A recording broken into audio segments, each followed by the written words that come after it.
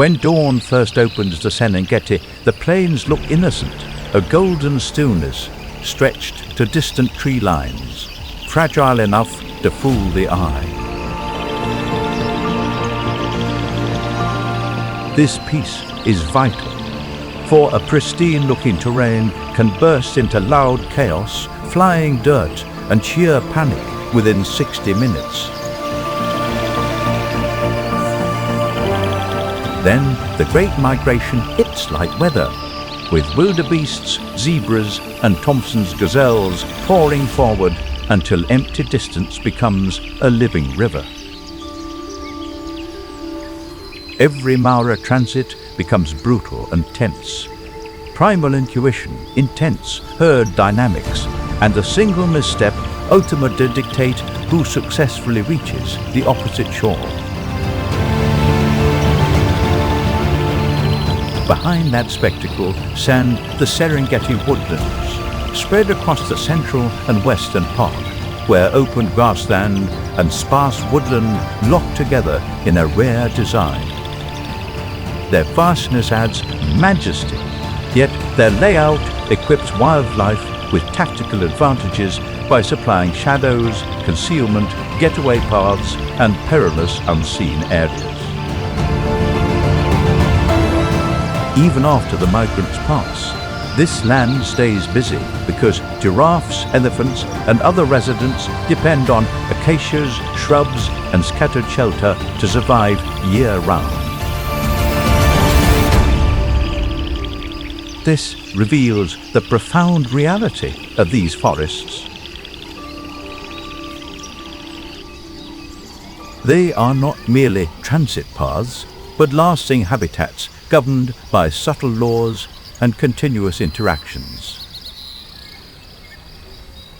For a brief stretch, the pace feels almost balanced, with layered vegetation and mixed terrain, letting browsers and grazers feed beside one another without immediate collapse. This appearance is misleading, and the initial breakdown stems from environmental shifts, since changing precipitation and extended dry spells compel wildlife to journey further for sustenance and hydration.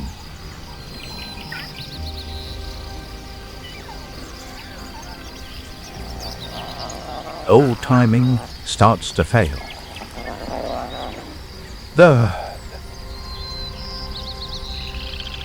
As precipitation becomes unpredictable, past knowledge proves worthless, and even veteran wildlife cannot rely on well-known paths or regular seasonal timing. By dry season, pressure hardens the whole scene, with buffalo packing onto the last green grass while giraffes reach above them for what remains in the trees.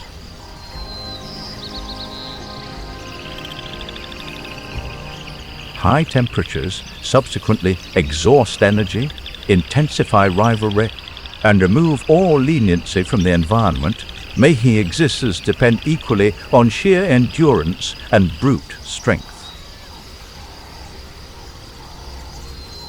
And that is the Serengeti's lesson.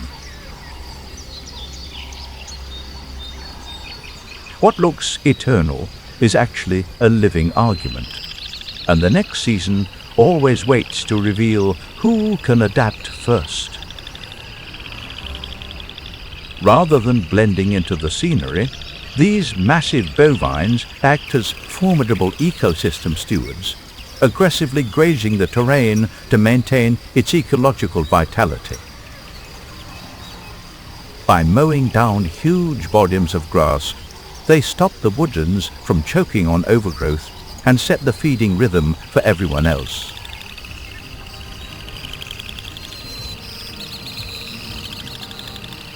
Their voracious grazing avoids devastation. It acts as ecological management, transforming consumption into structural organization and granting the ecosystem essential spatial freedom.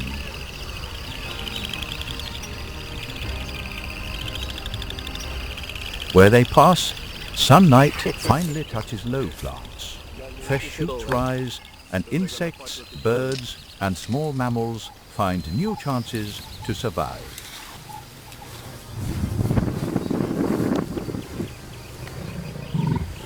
Additionally, their massive frames forge pathways and clearings amidst thick undergrowth, revealing accessible areas that heavy vegetation would otherwise block entirely.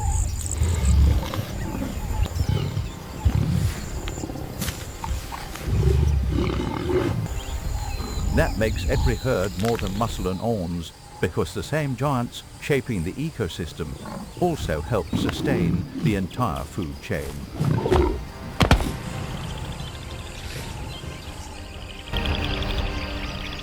A mature, robust bovine presents a challenging mark, shielded by its immense bulk and the ruthless organization of a group that swiftly rallies.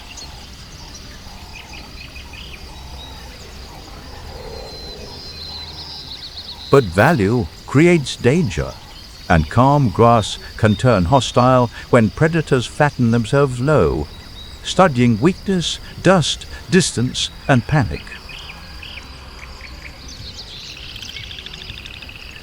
These clashes are frequently settled before any actual attack, determined amid sweltering tension, heavy panting, and a single fatal misstep near the boundary.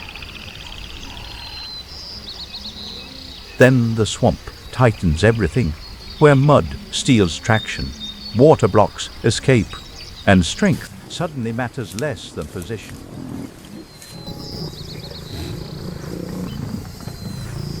Persistence, physical resilience, and synchronization allow predators to navigate unpredictable climates and chaotic prey, transforming sheer stamina into true regional dominance. Affirmative. Confirm you're the first replacement. Buffalo. Answer with mass and group defense. Yet the spotted hyena still shadows the herd, proving this balance is never permanently won.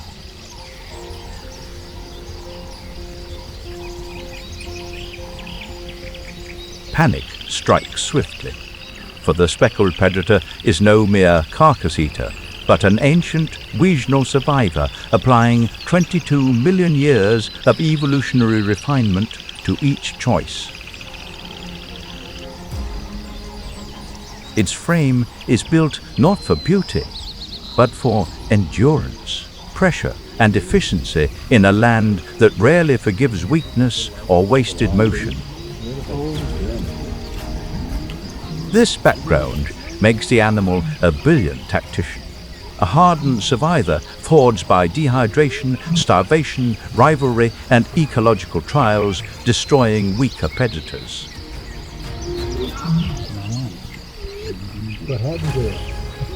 Then dry season tightens the landscape as rivers shrink, soil hardens, and wildebeest with zebras crowd the last water holes in waves.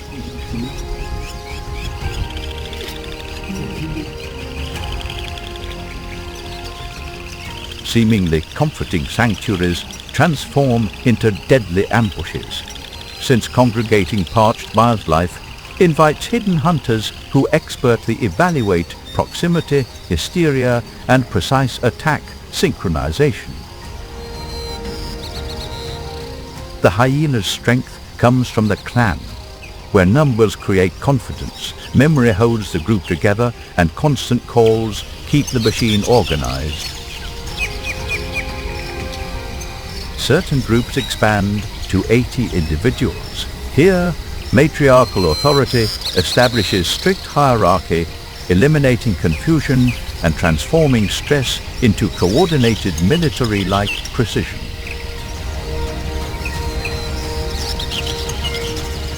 After dark, that discipline hardens into action, as hyenas spread pressure across ground and wear prey down through coordination, stamina, and relentless pursuit.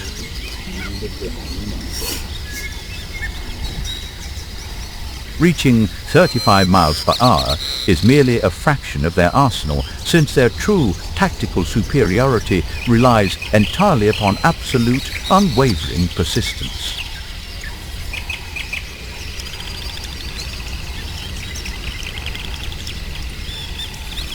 Even when the chase ends, the efficiency continues, since hyenas waste nothing, using bone-crushing jaws to strip nutrition from carcasses other predators leave behind. They actively hijack situations, overwhelming carcasses with deafening vocalizations, audacity, and massive group sizes, until significantly more powerful carnivores abandon their contested prizes.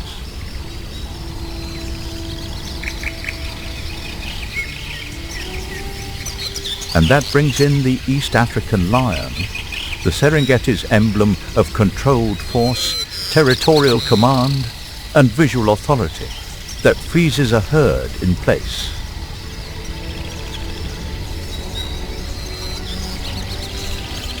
These felines boast over 2 million years of evolutionary background, but this legendary status currently confronts anthropogenic expansion, violent clashes, and an uncertain future.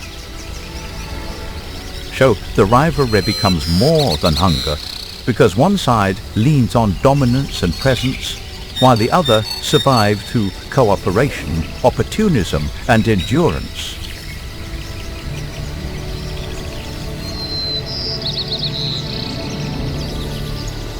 Collectively, these forces ensure the savanna remains dynamic, vibrant, and perpetually evolving, proving ecological equilibrium demands the presence of both opposing influences.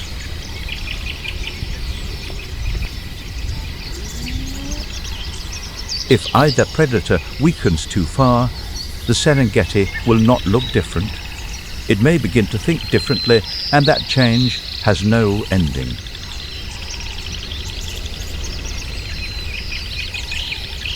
Loliondo unfolds as an intimidating, unsheltered environment where survival favors any creature capable of detecting threats before those predators begin their pursuit. Grasslands stretch, shrubs stay low, barriers nearly vanish, and that empty beauty creates a false calm, because every movement can be watched.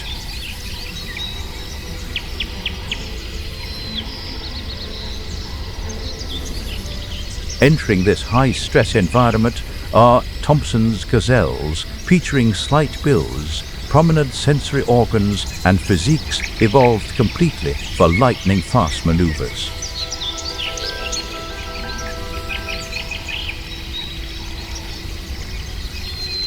Their tan coats and dark side stripe catch the eye, but their real weapon is behavior, living as if every second matters. They graze, pause, look up, analyze airborne scents, and observe the flock with the intense concentration of highly seasoned veterans.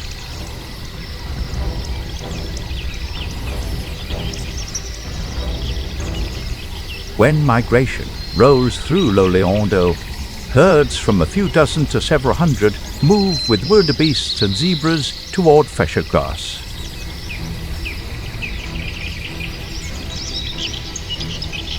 This migration isn't aimless roaming.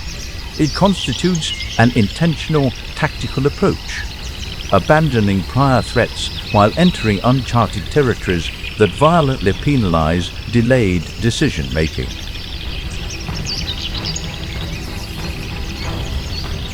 Even relief carries suspense, because the greener the patch, the higher the chance a hidden predator is reading the same invitation.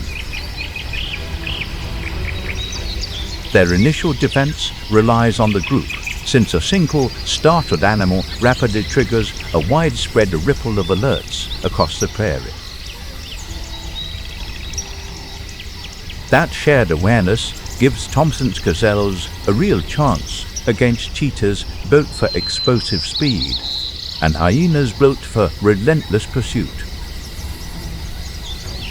Cropped vegetation lets them spot danger sooner, while unobstructed terrain enables them to launch into intense dashes and fierce maneuvers.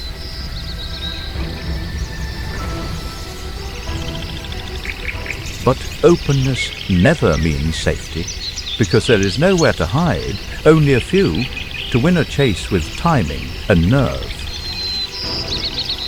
The arid months eventually alter the wildlife mix, introducing Grant's gazelles and their unique approach to adversity. Taller, heavier and more powerfully built, they stand out with pale coats, white underbellies and frames suited to tougher conditions.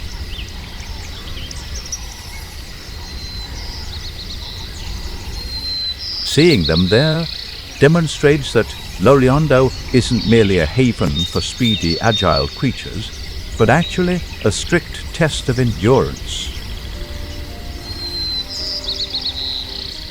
They live in small groups or more layered social systems, and mature males defend territory with curved horns during breeding season.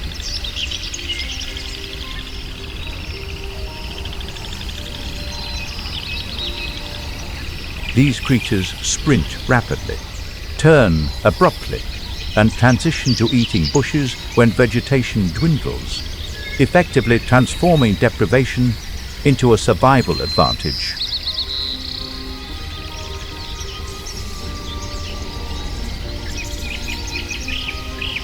In a water-scarce rangeland, that flexibility makes them more than survivors.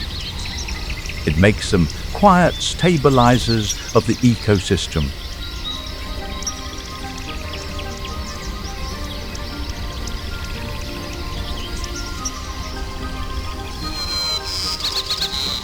At this stage, the mental transition is undeniable.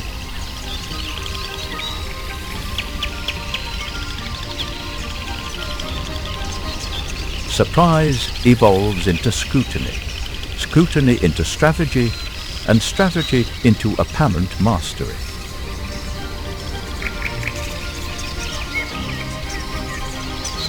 Support comes from numbers, memory, open sightlines, and the discipline to move before panic breaks the herd apart.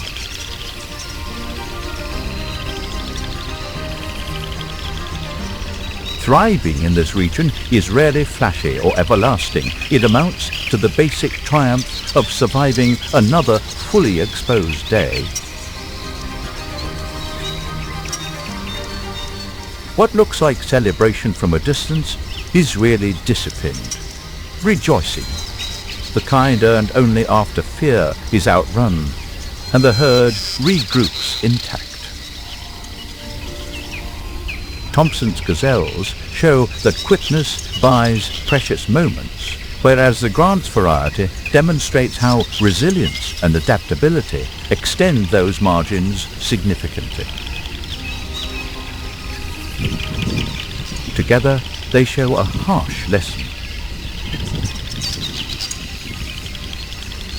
The Serengeti never stops teaching. Survival favors animals that stay alert, adaptable, and socially connected. The conclusion remains wonderfully unpredictable, since a single missed cue, a clumsy maneuver, or an exceptionally brutal drought could instantly alter everything. Hope rolls in with the migration. But in Loliondo, hope never travels alone, because hunger follows every hoofbeat.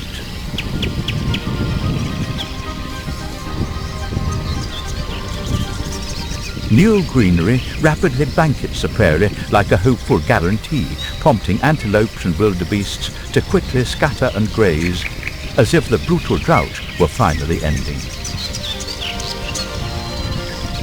For a few brief moments, the land almost feels generous, bright with motion, open sky, and the kind of relief every exhausted animal is built to chase.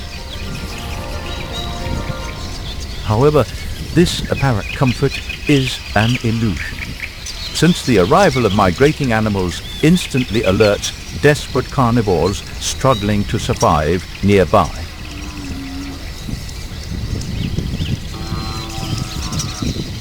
Loliondo is no soft paradise. This dry landscape features tough vegetation, sparse brush, scarce water sources, and massive expanses that instantly penalize any sign of vulnerability. The openness looks beautiful from far away, but up close it offers little shade, little cover, and almost no mercy. Anthropogenic factors intensify the squeeze, since growing cattle herds encroach upon natural grazing territories and deplete the native prey populations the predators historically relied on.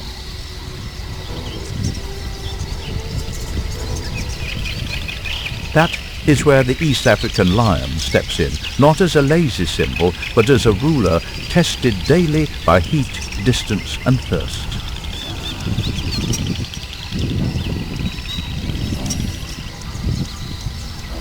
Relentless hardship has physically shaped these particular big cats. Their thinner coats and lighter manes help release heat faster under the punishing semi-desert sun, saving precious energy during long hunts.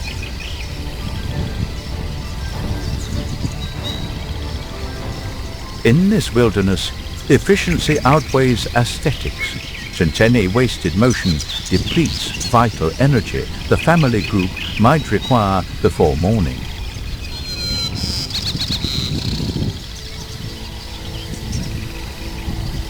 Water is too scarce for waste. Felines that minimize exertion maintain their physical power, sharpness, and dominance whenever the harsh environment forces everyone into desperate situations. Scarcity changes the whole playbook, forcing prides to range farther than lions in wetter country and search huge territory for drought-tested prey.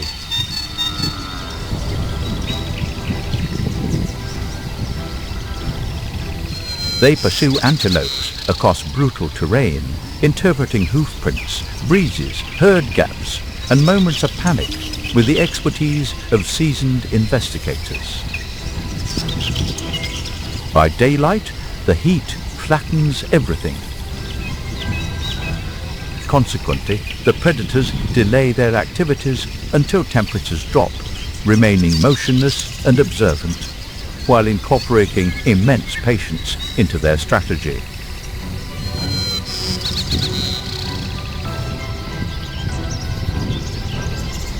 When night finally settles in, the mood changes from observation to intent.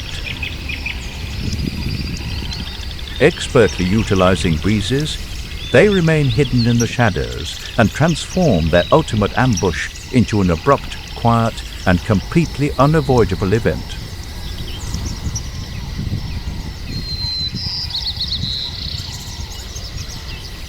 But the real enemy is not one herd or one missed charge.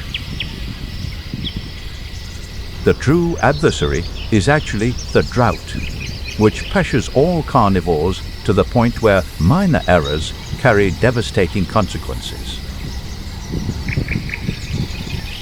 As water holes shrink and grass weakens, failed attempts cost energy.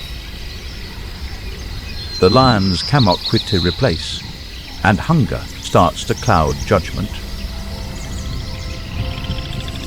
Their survival mechanism is gruesome yet incredibly practical, as these predators extract hydration directly from their victims' bodies, enabling them to survive miles from any physical water source. Then the rival arrives.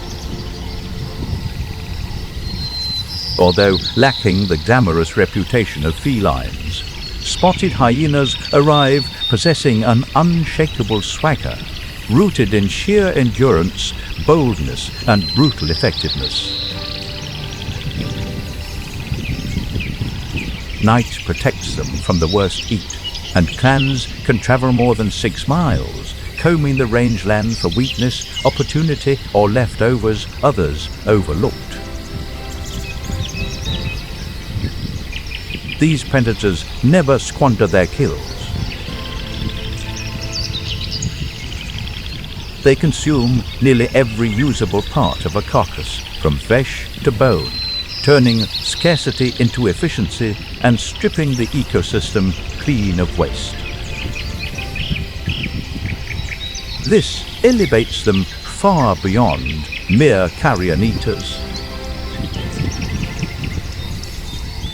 It makes them specialists in survival, cold-minded animals that solve hunger by refusing to leave value behind.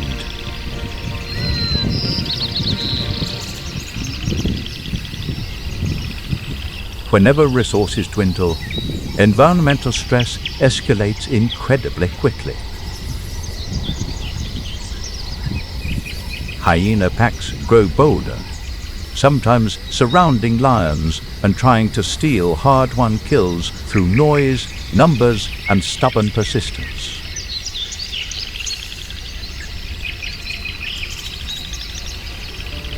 On occasion, the felines stand firm. Sometimes they lose precious ground, and the lesson is harsh. In Loliando, power means nothing if it cannot survive pressure. For this reason, the wilderness completely lacks tranquility, since the conclusion of one pursuit merely sparks another brutal conflict somewhere in the shadows. This land does not forgive easy stories, because every life here survives on the same thin promise of grass and water. Initially, this region appears incredibly expansive and somewhat forgiving, featuring undulating prairies and modest ridges that vanish into a brilliant skyline.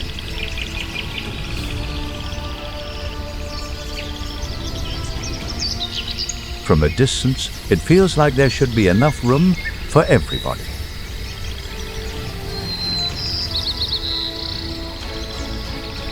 Eventually, the stark reality reveals itself, causing the scenic landscape to feel increasingly hostile. Every green patch is already spoken for, and every hoofprint lands on ground that may not recover quickly.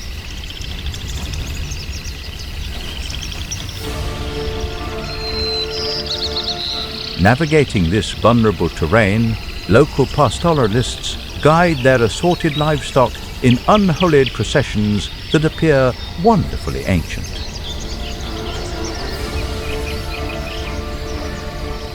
They are not wandering at random, demonstrating the endurance of a population molded by nature rather than fighting it. They skillfully interpret atmospheric conditions, vegetation levels, hidden moisture, and wildlife habits. That makes the Maasai the human center of this story, not as conquerors, but as careful decision makers living inside a hard equation.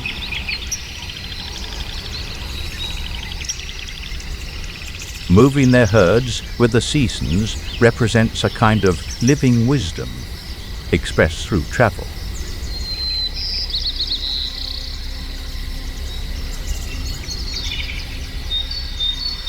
Families shift grazing routes, leave worn ground to rest, and return only when the range has a chance to breathe again.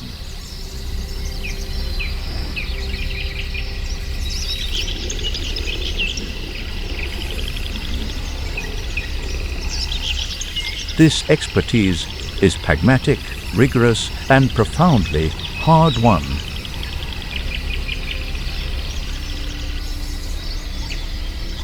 And it carries emotional weight, because coexistence here is not some peaceful postcard idea.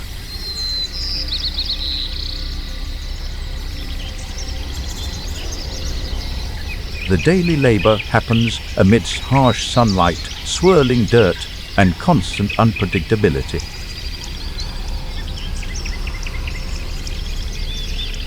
The pressure rises when more people, more animals, and heavier grazing start eating into the old margin of safety. Trampled by countless feet, fresh grass disappears far more quickly than it can regrow.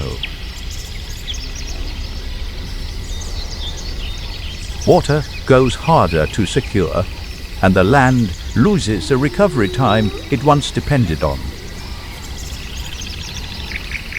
Here is where the initial significant obstacle truly emerges.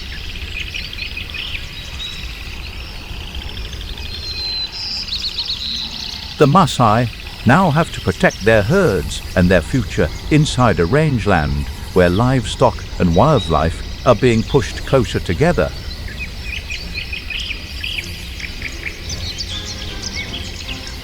While the landscape appears vast, the available options are steadily shrinking.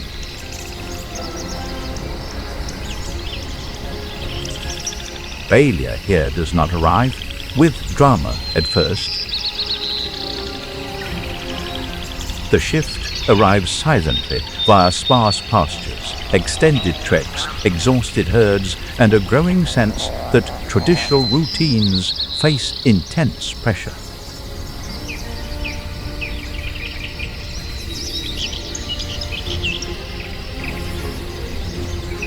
A possible way forward begins to appear through ecotourism. In this rare case, getting assistance avoids sacrificing ancestral customs. Tourism can bring income tied directly to conservation, turning wildlife, open habitat, and cultural continuity into shared value. This is crucial since it provides regional groups a functional incentive to safeguard animal corridors, pasture equilibrium, and the unique cultural heritage defining the Loliondo area.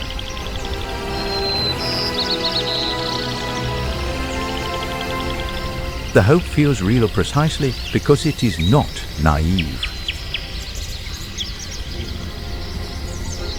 This implies that ancestral customs and ecological preservation avoid conflict when people value and protect both aspects as crucial resources.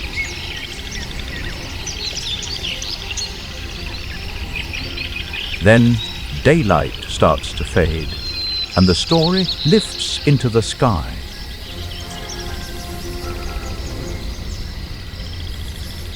Soaring far over the grasslands, the tawny eagle resembles a steadfast guardian, guiding with absolute authority. From that height, it reads tiny movements, invisible to anything on the ground.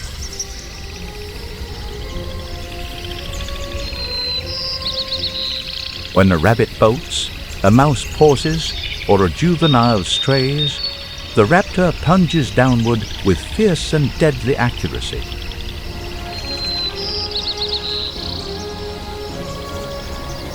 Its power is not just speed. The bird's strength lies in dietary adaptability, thriving where the landscape penalizes animals relying on a single food source. In the dry season, tawny eagles shift easily between live prey and carrion, making adaptability their greatest weapon.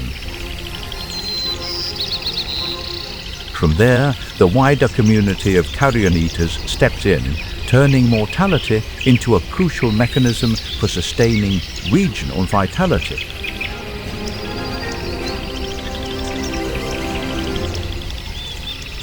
The white-headed vulture patrols with astonishing vision, often finding carcasses early and moving in before the crowd fully forms.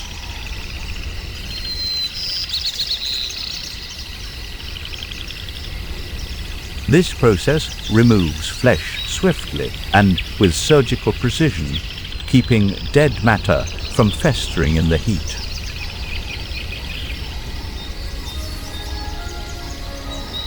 Then Ruppel's vultures enter with a different kind of force.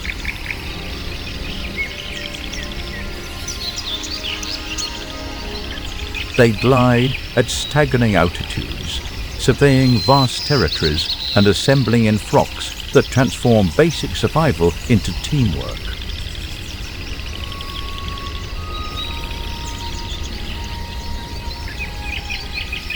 One bird finds opportunity, and soon many descend, using social feeding to exploit scarce resources with ruthless efficiency.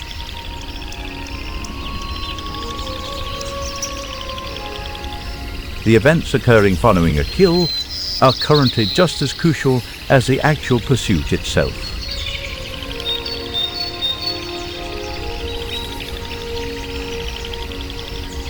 These scavengers are not background birds decorating the skyline.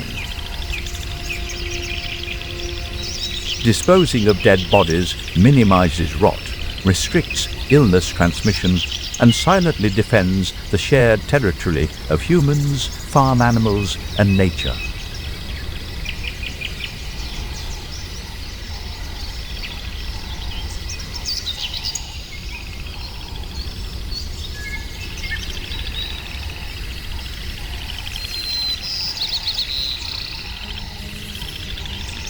Yet these experts currently face mounting threats from unlawful poaching, shrinking environments, and the overall tension squeezing the Loliondo region.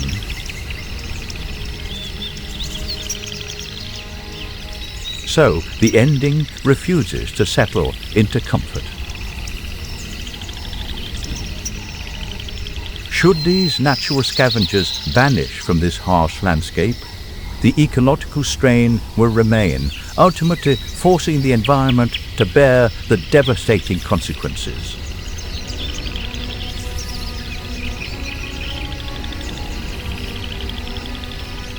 At first glance, the Serengeti feels endless and exposed, until giant kopjes rise from the grass like stone ships that simply refuse to sink.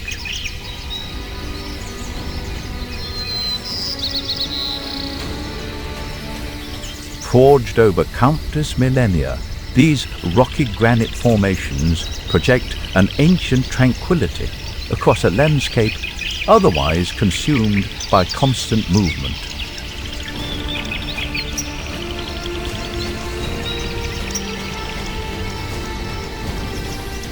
What looks barren from far away becomes a refuge up close, with shade, cool cracks, and high ledges that beat back brutal sun. These boulders delay storm drainage and retain local dampness, allowing tiny grassy areas to endure while arid months bake the surrounding terrain. That turns every kopje into more than scenery, because each one protects a tiny pocket of life that strengthens the wider ecosystem.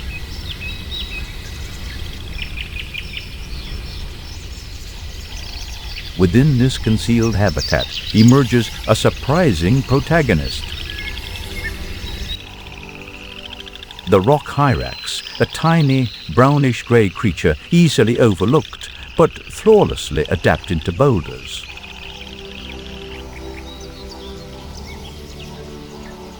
They blend so well with the granite that they can seem carved from it, gone, the instant your eyes wander elsewhere.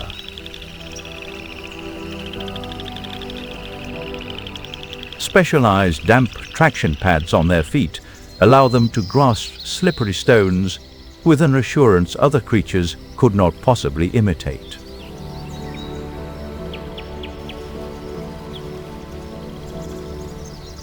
For a moment, life here looks almost ideal, with warm stone, narrow shelters, and lookout points above the restless sea of grass.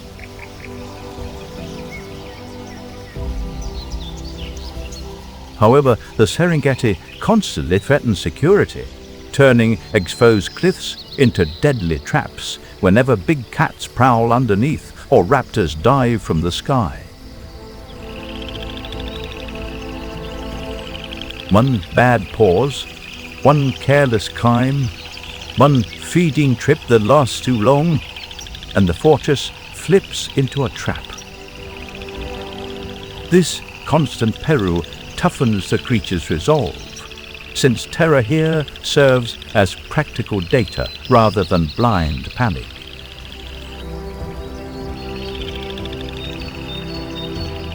They survive by cooperation, living in groups of up to 8, and constantly reading movement, sound, and sudden shifts of light.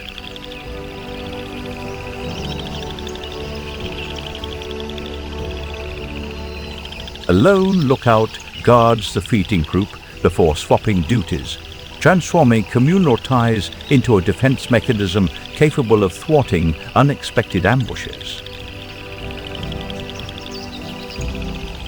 When the alarm sounds, the whole group bolts into cracks and hollows so fast it feels practiced, almost military.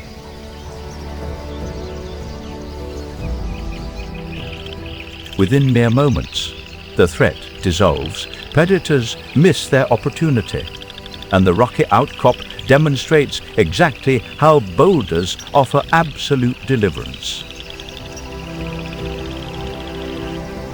Without the group, a lone hyrax would fail almost immediately, which is why the real supporter here is the colony itself and the rock that shelters it.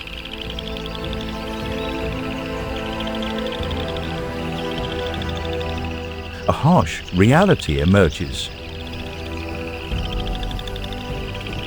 Survival throughout the Serengeti frequently favors vigilant, collaborative, and highly specialized creatures rather than simply the largest beasts.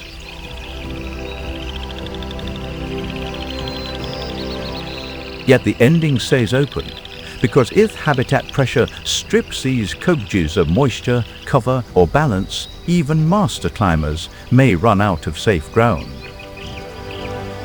These rocky formations offer no gentle refuge, as the towering granite transforms the expansive plains into a rugged battlefield where camouflage outweighs swiftness.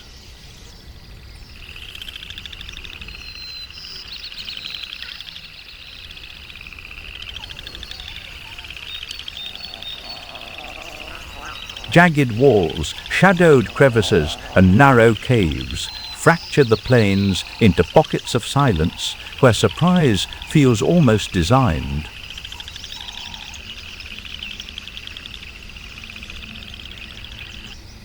Distant appearances of safety are actually rigorous trials, ensuring that only hunters possessing a keen understanding of the landscape maintain the upper hand.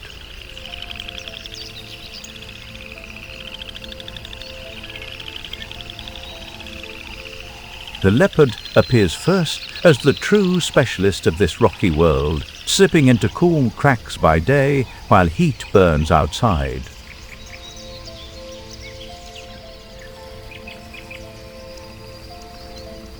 Hiding away keeps it alive under the blazing sun, while nightfall turns this concealed creature into a calm, highly efficient predator.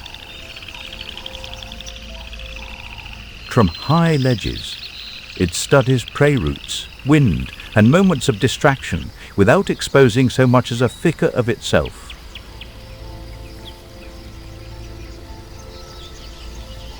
This restraint creates real strength, since strikes are usually won while the victim still thinks the dark is completely safe. Built at roughly 5 to 7 feet long and 100 to 200 pounds, the leopard is compact strength under pressure. The light-colored fur, dotted with black spots, fades into rocks and bushes, turning motionlessness into an incredibly lethal advantage. Then it drops low, closes the last yards with care, and explodes in a downward strike when the target least expects it. Little grazing mammals, fowl, and unprotected creatures are brought down almost instantly, demonstrating that exact accuracy outweighs a long chase. But a kill starts a second battle because fresh meat pulls in hyenas and lions ready to steal it. Using sheer strength, the feline hauls fresh kills into branches or deep, rocky gaps to safeguard its difficult meals.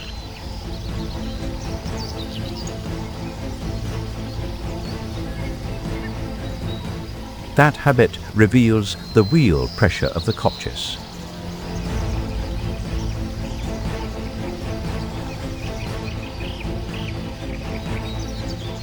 Survival is not only making the kill, but keeping it.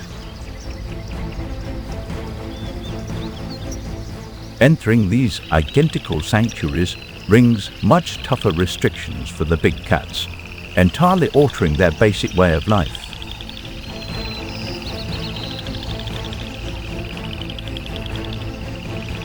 In small prides of about 5 to 10, they survive where space is tight and prey appears in uncertain bursts.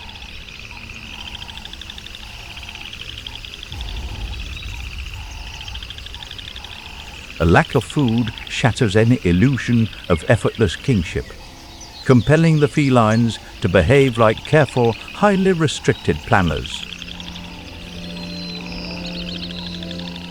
The rocks become their answer, with high outcrops letting them watch migrating antelope and wait for routes to narrow. Rather than enduring extended pursuits, they rely on creeping behind rocks and launching unexpected attacks alongside the path.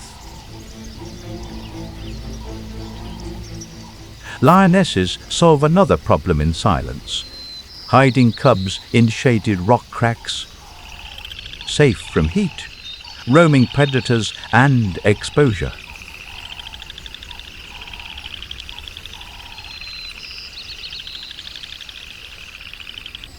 Such concealed nesting spots transform the rocky outcrops beyond simple predatory areas, converting solid boulders into strongholds for their babies.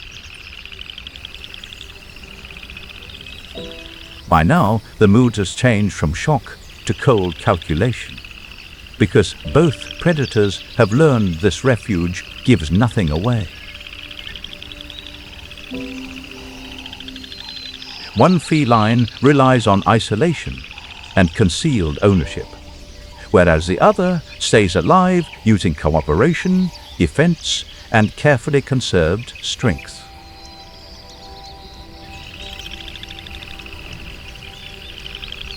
The tension never really breaks, because two elite hunters are using the same hard refuge with different answers to fear. Should meals become harder to locate among the boulders, a risky dilemma rapidly emerges.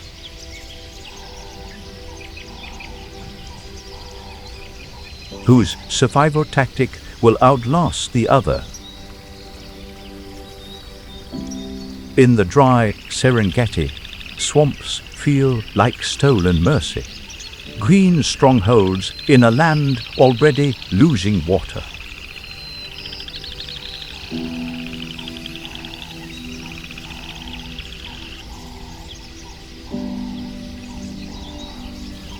Near these major rivers, damp earth, standing water, and thick foliage attract animals whenever surrounding grassy plains and woody areas start withering.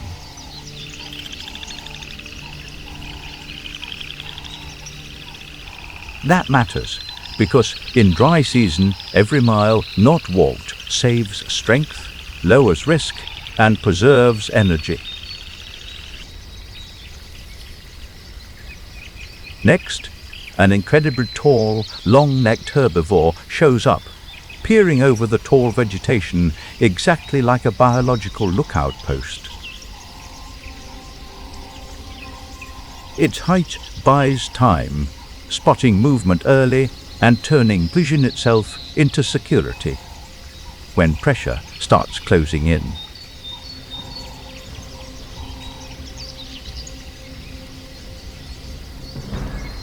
Sustenance anchors these massive creatures around the borders, since towering bushes and tree foliage provide abundant nourishment beyond the reach of rivals.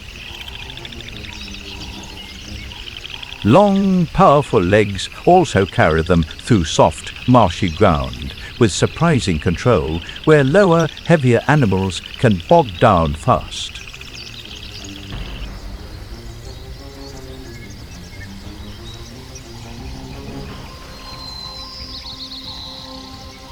Yet the marshland is never a straightforward safe haven, and hunters calculating space incorrectly might face a brutal backward strike. What seems like a vulnerable giant can become a wrecking blow in one instant. Everybody, I'm Rob the Ranger. As seasonal showers come back, denser foliage and steady hydration improve the marsh for delivering babies, offering mothers and offspring a concealed beginning. Even then, safety is conditional, because water and vegetation draw many animals into the same refuge, concentrating tension with abundance. Because the pool's getting smaller and smaller, with bigger fish. Thus, this long-necked animal represents elegance shielded by constant alertness, while diminishing marshlands might ultimately challenge even these exceptionally tall inhabitants. Fear doesn't always roar in the Serengeti. Sometimes it whispers across a swamp that looks still.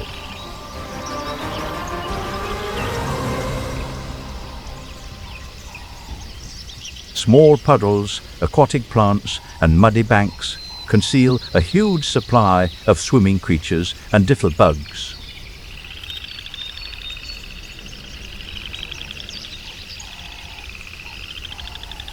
From afar, the marsh feels peaceful, but up close it is crowded, competitive, and ruled by timing.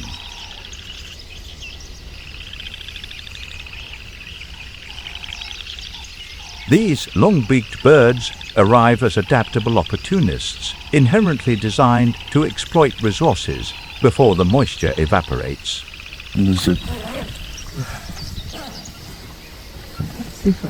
Their curved bills probe soft mud and thin mortar for prey. Other birds miss. Oh, this one, he got him there. They're in the way there, Lee. As arid weather diminishes the puddles, they remain calm, scattering widely to continue foraging for their meals. That turns movement into strategy, as flocks shift between swamp pockets and new channels still holding life. Their strategy is completely straightforward. Never rely on a single muddy spot, food source, or season.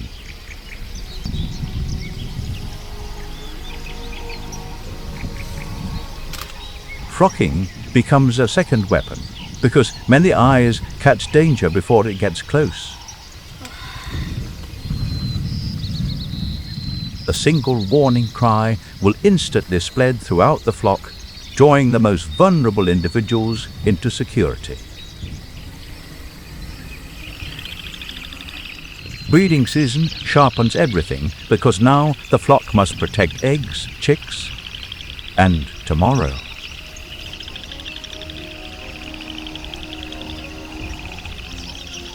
The birds stuff small shrubs with tangled nests, establishing strong protection through movement, noise, and sheer numbers.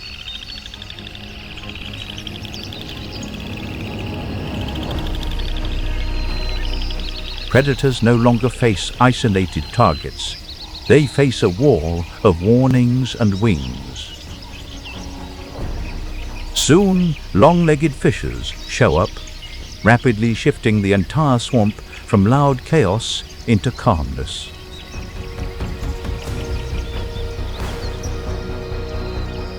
Grey herons, black-headed herons, and great egrets move through the shallows with perfect balance.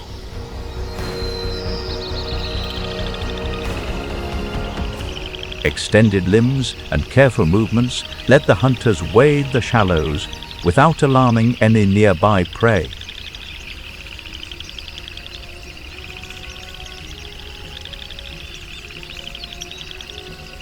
Some freeze like reeds, while others adjust angle and pace to exploit light and ripples. Their monotone feathers perfectly blend against dark corners and reflected clouds until the deadly strike actually begins.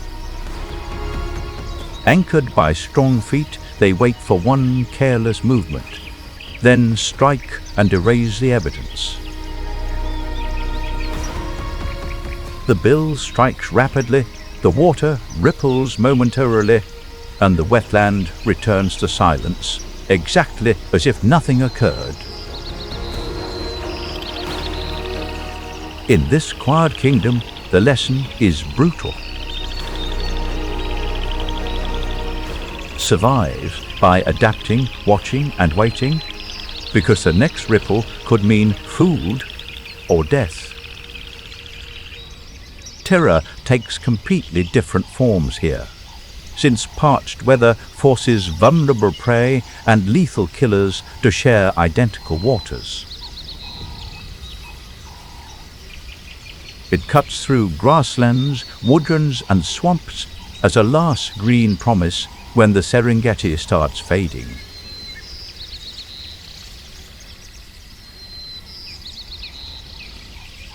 This guaranteed moisture attracts parched travelers alongside lurking predators, completely packing the riverbanks long before the actual threat becomes noticeably apparent. The rains are what keep this drama alive.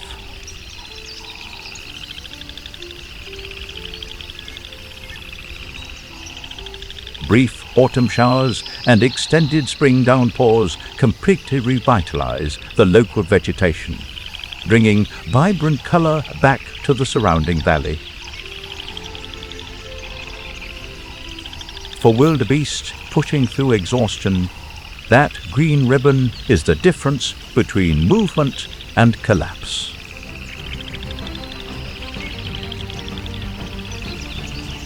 Under bright sunshine, this particular environment appears surprisingly forgiving and peaceful.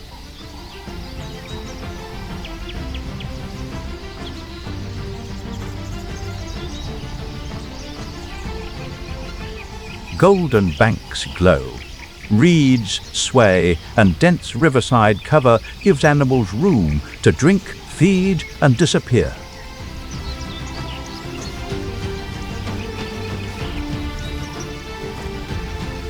Yet identical greenery conceals big cats in the brush and massive reptiles in murky waters, brutally punishing any single misstep. By dry season, hesitation disappears because thirst wins. Zebras, antelopes, and wildebeests pack the shoreline to drink and eat as the surrounding terrain completely dries out. Relief and danger now occupy the exact same ground, and every approach feels like a gamble made under pressure. Next, massive and heavily scarred hippopotamuses emerge, looking so surreal they resemble the waterway's own heavily shielded protectors. Their skin leaks a red, blood-like fluid that fights bacteria and shields them from a punishing sun. This unique armor perfectly suits a creature required to endure harsh days, completely submerged, merely to survive. Their calm is also a bluff. Boasting 16-inch teeth and jaw pressure approaching nearly 1,800 pounds per square inch, they easily make massive predators hesitate.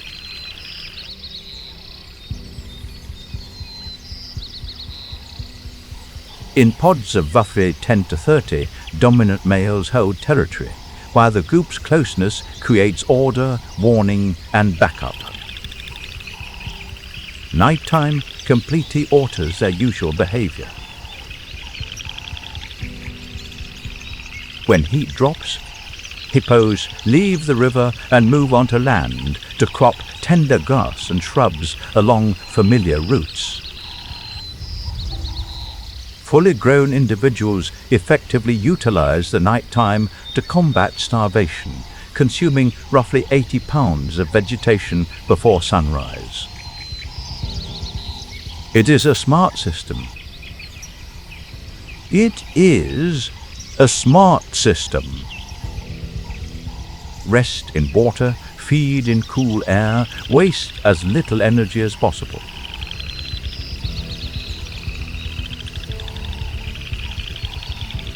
Venturing onto dry ground brings danger, however, as the terrain challenges their pacing, spatial awareness, and self-control.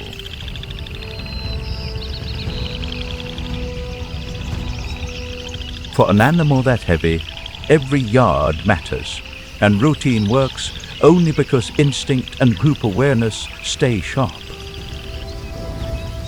Ultimately, the Gumati acts as a haven and a challenge, nourishing hippo, supporting travelers, and maintaining a vibrant shoreline.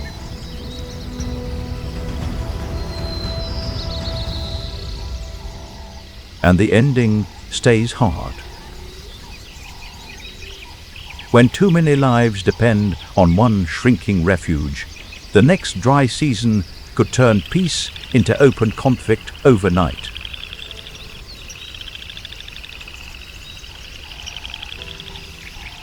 Although the waterway appears safe, refuge in the Serengeti frequently conceals deadly threats beneath its murky surface. As the southern plains start drying after the rains, vast herds push north for cooler banks, greener grass, and one more chance to breathe.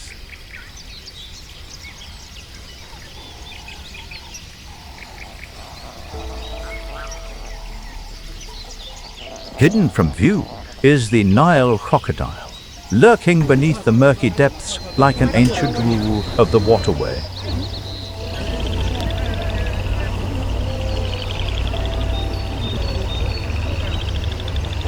This reptile can reach 18 feet and weigh around 1,500 pounds.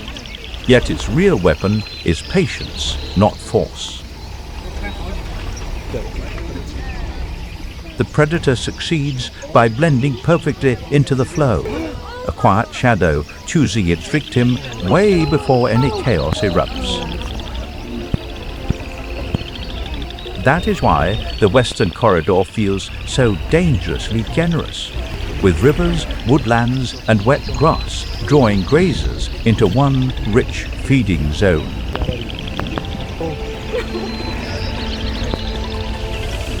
Grazy mammals scatter across reliable water sources and soft grasses, perceiving a lush paradise where deadly predators already lurk unseen.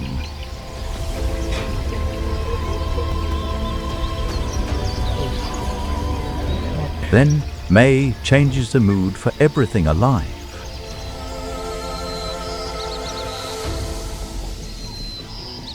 As the wet months conclude and the southern plains completely dry up, the quest for nourishment turns into a grueling 500-mile trek.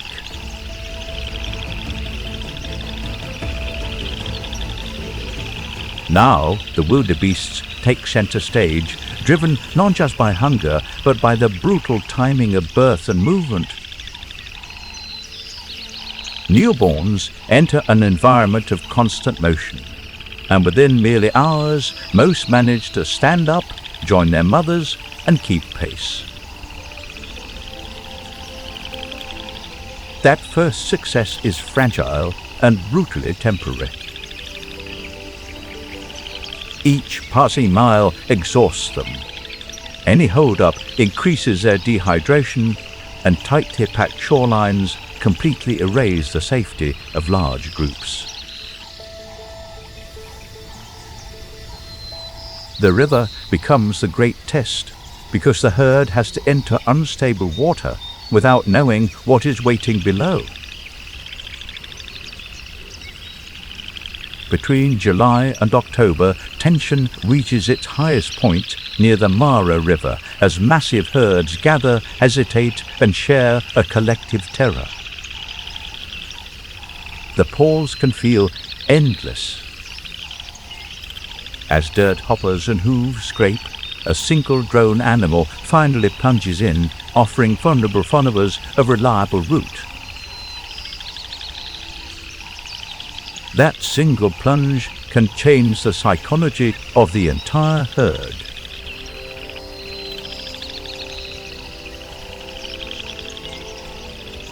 Predators strike back swiftly, launching precise ambushes that leverage water flow, heavy mass, and devastating bites to destroy their victims' balance. Sometimes they hunt almost like grim partners, turning open water into contested ground where escape depends on inches and luck.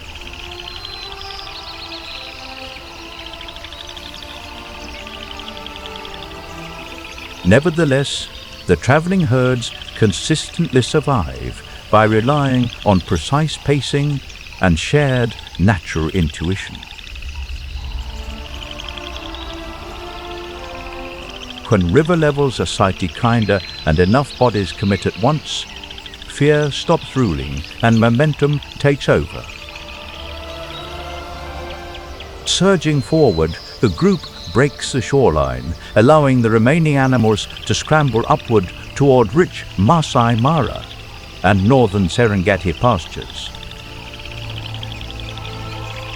Even in success, the lesson lands hard, because every promised land in this migration is reached by passing through something ancient, still and waiting in silence. Terror peaks when capturing prey becomes simple, since this landscape proves deadliest during seemingly safe moments. In sparse cover and tall, dry grass, prey relaxes for a heartbeat, and predators wait for exactly that mistake.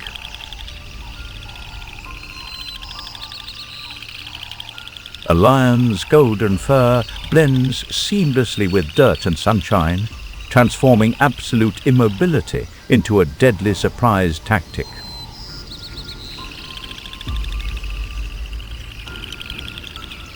Peak efficiency matters here for survival, not spectacle, because every clean kill saves energy and secures nutrition.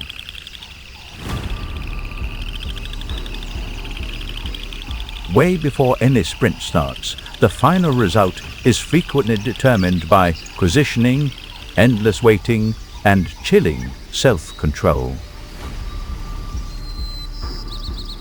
Then adult male lions become territorial enforcers, guarding feeding ground and pride space from rivals bold enough to test it. They fight off leopards, intimidate hyenas, and maintain a harsh hierarchy within an intensely competitive ecosystem. But hyenas keep pressing the same contested ground, turning routine feeding into loud standoffs charged with threat, timing, and nerve. While these felines typically conquer using bulk and power, each battle saps precious energy. This harsh environment rarely replenishes. Cheetahs solve the same danger differently, avoiding fixed territory, where stronger predators dominate and choosing movement over prideful confrontation. Fleeing is essentially a brilliant, calculated choice, designed to conserve the crucial physical quickness required for their very survival. For cheetah mothers, that strategy turns brutal once cubs arrive, and every hiding place becomes a test of judgment. Initially, they continuously relocate their infants through tall vegetation, utilizing the dense foliage to hide from lions, hyenas, and mere misfortune.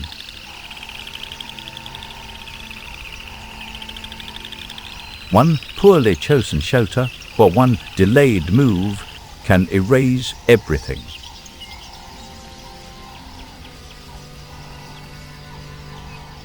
Time acts as a strategy here, since cheetahs choose cooler mornings and late afternoons rather than the blistering midday temperatures. Those narrow windows mean less dehydration and fewer encounters with larger predators that rule the darker hours.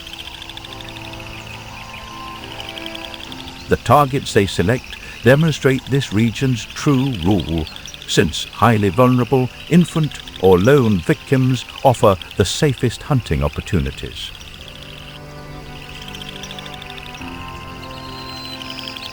That is not cruelty, it is efficiency. And efficiency is mercy to a hunter that cannot afford injury. Then the narrative expands, introducing a crueler threat that completely transcends sheer quickness, physical weapons, and basic intuition. Human pressure squeezes habitat, climate stress scrambles, water and timing, and master predators start losing ground they once understood.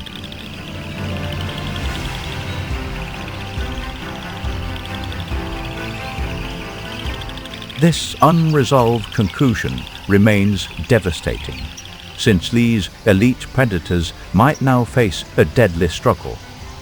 No evolutionary trait can successfully escape. Now the enemy is the land itself, as Serengeti temperatures have risen about 1 pass.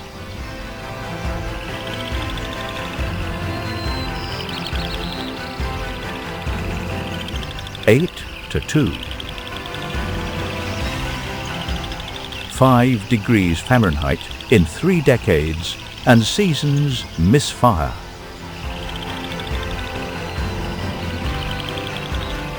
Irregular precipitation, extended droughts, and depleting watering holes and pastures compel wildlife to roam greater distances for fewer resources, sending shockwaves of instability throughout the entire ecological web. Wildebeests carry that pressure in plain sight, with harsher migration and scarcer food, tied to roughly a 10% decline that shakes predators and grazers alike. Impalas and zebras also struggle with reduced vigor, lower reproductive rates, and diminished resilience, making the true threat a gradual deterioration rather than a sudden spectacular demise. Climate stress then becomes structural, as erosion and desertification strip habitat. And a 2024 report says 15% of Serengeti grasslands and wetlands are severely degraded, squeezing giraffes and Thompson's gazelles. Should this pattern continue, over a fifth of the savanna might disappear in 20 years. rendering this emergency an urgent, actual event rather than a merely hypothetical situation.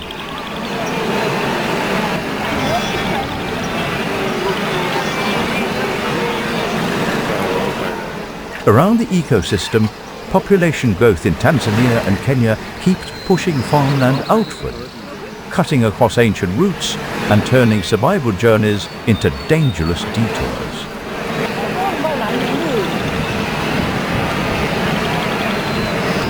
Droughts bring the issue directly to local communities, as thirsty buffalo and elephants invade agricultural plots seeking sustenance, ultimately triggering terror, ruin harvests and subsequent revenge attacks. That is why conservation gets harder, because communities must protect their livelihoods every day while sharing the same pressured landscape with powerful wildlife.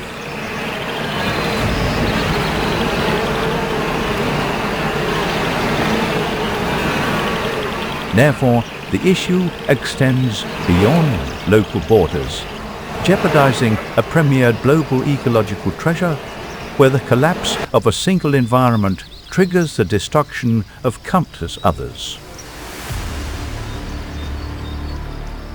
The warning is already here.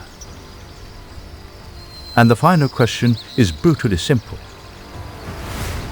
Will protection move fast enough before the Serengeti starts forgetting itself for good?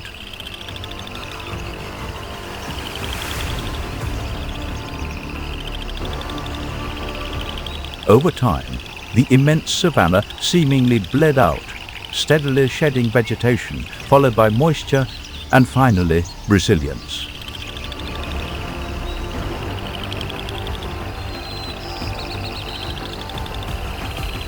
That is what makes this turn hit so hard.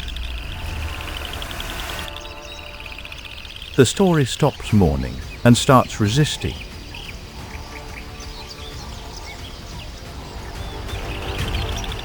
Following severed pathways, dwindling grasslands and escalating conflicts, environmental protection finally becomes a tangible reality rather than mere symbolism. The change is visible enough to feel almost shocking, because land that looked cornered begins pushing back. Genuine conservation occurs once state authorities, the WWF, and local allies abandon empty rhetoric and actively begin securing vital land.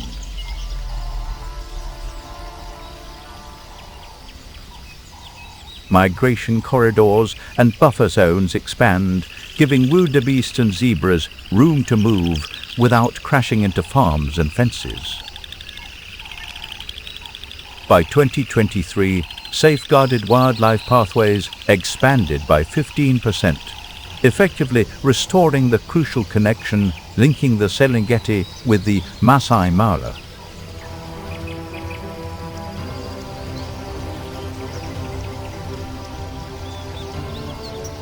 For travelling herds, that matters like oxygen, because one open path can mean fewer delays, injuries and deadly bottlenecks.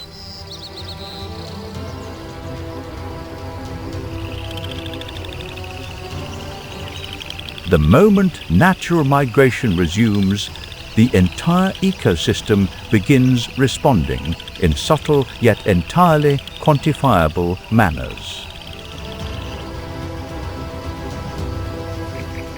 Restoration crews have revived about 10,000 acres of native grassland, bringing back cover, moisture retention and grazing strength. This ecological healing deeply benefits giraffes, Thompson's gazelles and similar plant-eating mammals relying on lush foliage for sustenance and safety.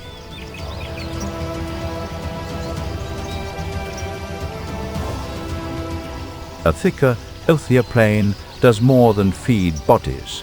It gives nervous animals better odds of seeing tomorrow.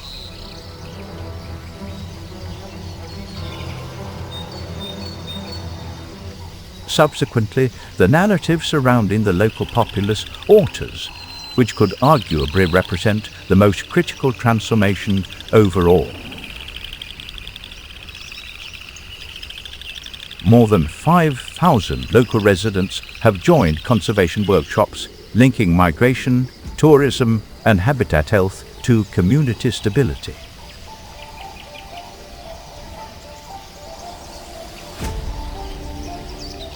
Such knowledge proves crucial because individuals guard nature far more fiercely when viewing animals as integral to their own prosperity.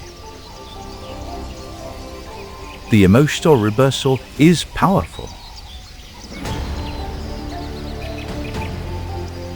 Neighbors who once felt trapped by animals begin acting like guardians of shared ground.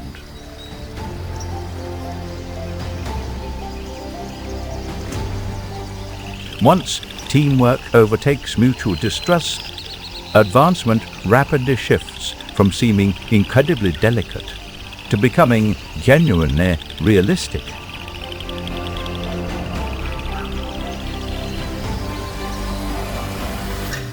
Local knowledge, seasonal memory, and formal conservation planning begin working side by side instead of pulling apart.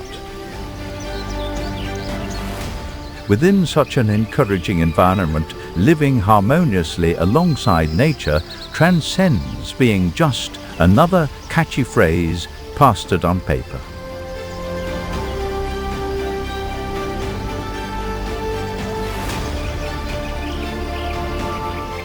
It becomes a daily strategy built on trust, participation, and proof that the effort actually pays off.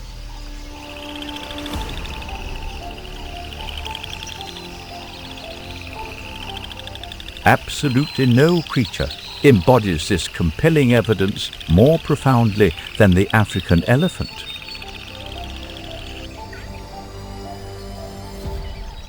After years of illegal hunting and habitat loss, elephants became the living symbol of how close the system came to breaking.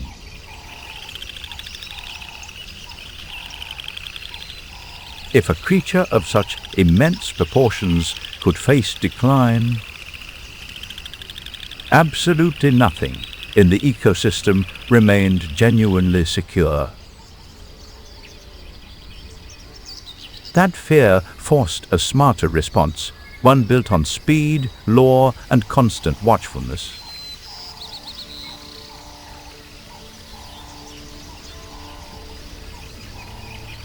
Beginning in 2020, unmanned aerial vehicles and remote monitors successfully slashed illegal hunting by 70% throughout crucial ecological zones.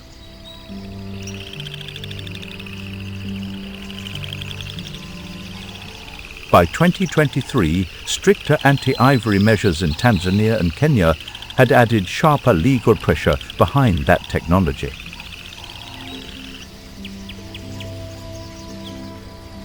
Currently, authorities proactively halt emerging threats much sooner, rather than merely arriving after extensive destruction has already occurred. Support widened fast as WWF, the African Wildlife Foundation, and local partners turned recovery into a shared mission.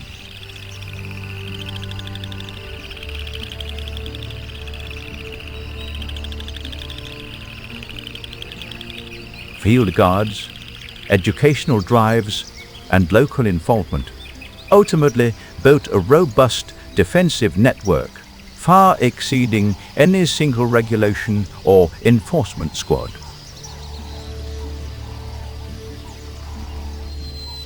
That network gave people a clear reason to defend elephants.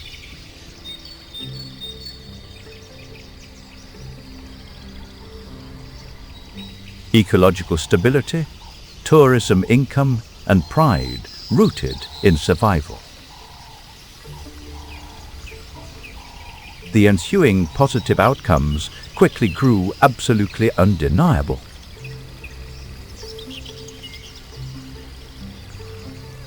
By 2023, the Serengeti elephant population had climbed 15% to roughly 6,000 animals.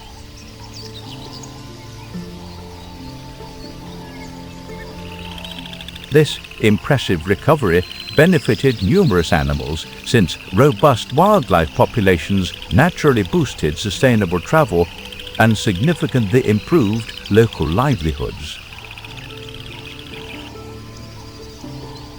So the lesson lands with hope, but not comfort.